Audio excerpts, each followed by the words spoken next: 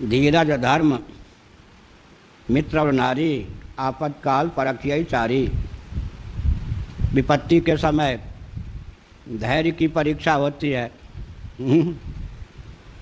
धर्म विपत्ति में भी साथ देता है, सच्चे मित्र विपत्ति में भी साथ देते हैं, सच्ची पत्नी विपत्ति में भी साथ देती है। सीता जी को कहा गया कभी मायके में रह लेना, कभी अयोध्या में रह लेना, ससुराल में रह लेना। वनवास मुझे प्राप्त हुआ है, तुझे नहीं। वन में कष्ट ही कष्ट होता है।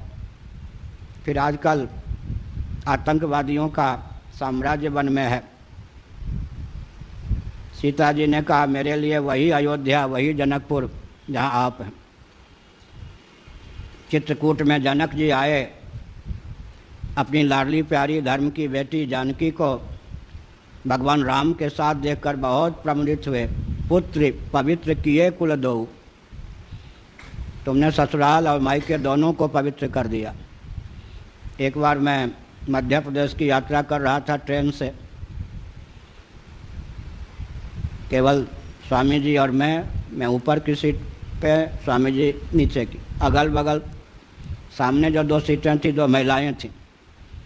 एक महिला अनुमान से कहीं अध्यापिका थी, 50 से अधिक आयु की थी। उसको दो स्टेशन आगे उतरना था। एक महिला को दूर तक यात्रा करनी थी। उसके गोद में एक बालक था। अध्यापिका ने क्या उपदेश दिया वो युवती महिला को, देखो हम तुम